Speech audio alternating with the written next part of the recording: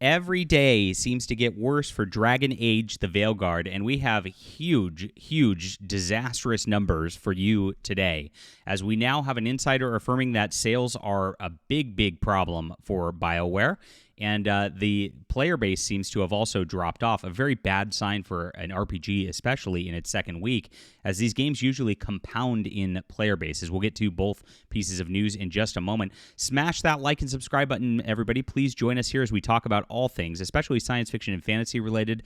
I'm a big fan of the old Dragon Age. I loved the setting, and I have my own fantasy series. If you like to read books, if you enjoy fantasy, I have a 6-book series for you.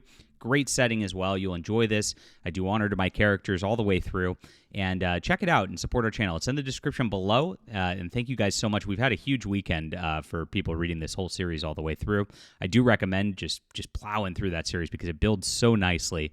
And that's the thing they failed to do with the story in Dragon Age the Veilguard. They just completely abandoned it for like its own sort of cluster that it's doing now.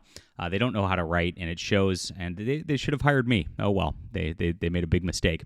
This is in the description below. Thank you guys so much for supporting our work. Really appreciate you for being there. It's available on ebook, print, and audio.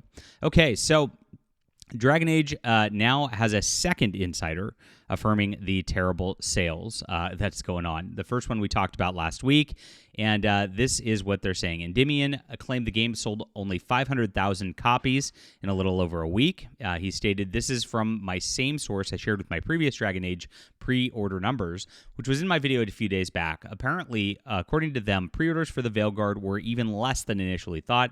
I told you the last video they were roughly 115,000 total pre-orders across all platforms. That's digital and physical. And, of course, the new info my source has told me that the numbers actually may have been too high. The number they are hearing from people at EA now is that it's actually between 70 and 75,000 pre-orders in total before release. Not good at all for a AAA game, especially. They need like 10 times these numbers, guys, to be profitable. In total, what I'm told is that Veilguard may have sold overall so far anyway in the 500,000 range, which sounds good, but abysmal for a game of this level. Not only did he share that the game's sales were around 500,000, but he also revealed that the players were refunding the game in droves. He stated, "As I was told by the same source, BioWare's higher-ups believed the games would skyrocket past 100,000 concurrent players in Steam during launch. It didn't. It only hit 89,000, has dropped since. Apparently, in terms of EA subscription service, where you pay a monthly fee to play for their catalog of games, which the Veilguard is a part of, this offer only ended up pulling in around 20,000 players on Origin, as I'm told, which is hardly anything for a game that's, again, needs far more than this to succeed. I'm also told in terms of refunds that currently the game has at least 30,000 refunds. That's crazy. That's such an insane number to me. I can't even believe it, which is not good for your game. Has barely sold 500,000 copies. It's hemorrhaging players. He's then shared, so generally speaking, the Veilguard is not a commercial success. It needed to sell around 4 to 5 million to make a profit. Like I said, about 10x what it did because of the cost of development of the AAA games and just how long this all takes to do. So now Smash JT has confirmed that these numbers are accurate. He said that the sales numbers are leaking out between Endymion and myself. I confirmed with a source that the numbers that Endymion had released are accurate. Holy crap, they're pathetically low for a big mass-produced, highly touted, praised to be a great classic adventure people would love for the ages. Turned on this stuff what it always did. Woke slop that people sniffed out immediately. And this is honestly, guys, this is the year that woke died. Every single time they've been trying this kind of stuff in video games, gamers have just completely rejected it. We've known that the Veilguard is honestly even worse than Conquered when it comes to the woke content. They have, of course, the character generators with all the weird pronoun crap in it, and then the weird top surgery scars that you can enjoy, I guess, if that's your thing. And then when you get into it, you actually get lectured in-game, in cutscenes, about pronouns and how you're supposed to respect them.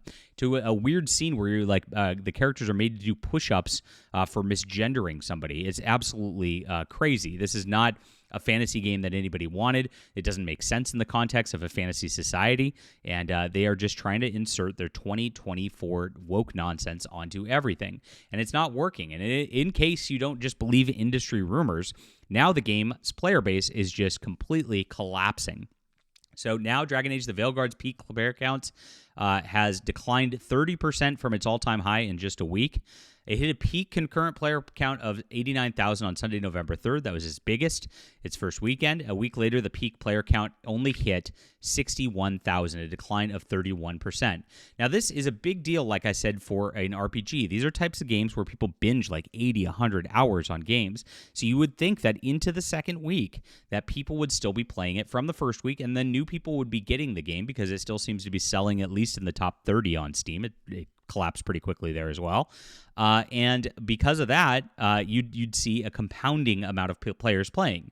With Black Myth Wukong, you saw it just going up and up and up. It just like went through the roof as the game just grew traction, and then people started spreading the word of mouth about how good the game was.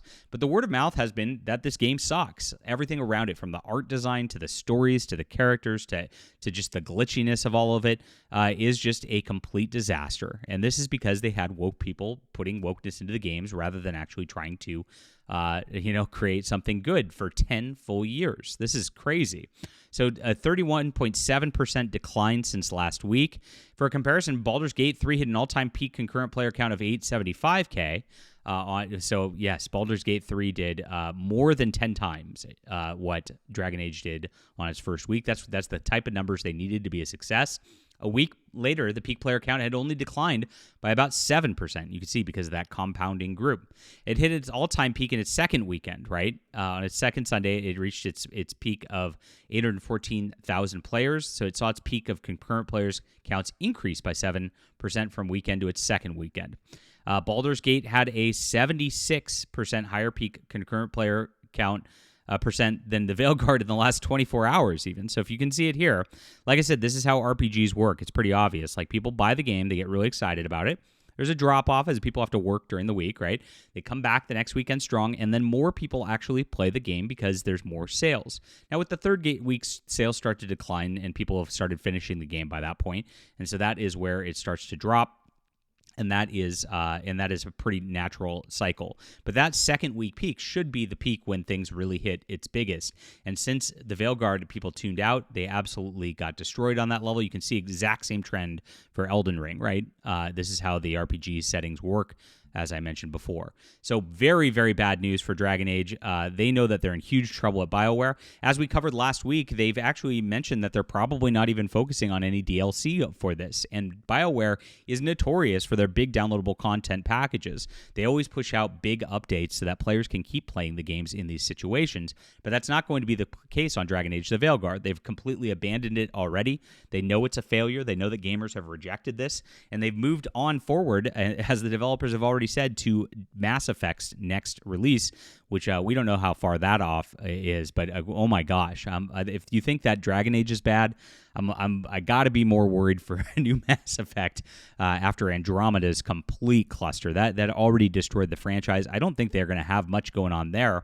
I know that they are developing an Amazon Prime series potentially for Mass Effect because of its already huge player base. But gosh, that's a brand that might have already been torched. They really have to come out the gate with something absolutely phenomenal to bring gamers back.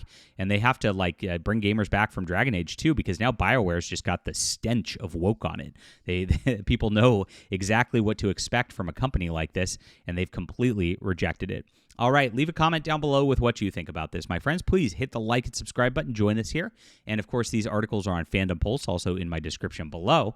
And if you love fantasy books and you love fantasy settings like the old original Dragon Age, you'll enjoy this. For Steam and Country, it really has a lot of those similar elements that was out there, and all of the books actually grow into a wonderful, wonderful story, which you'll absolutely enjoy. Also heavily influenced by the old Final Fantasy games, especially 4 and 6. It's in the description below. Thank you guys so much for checking out our books, and we'll be back soon.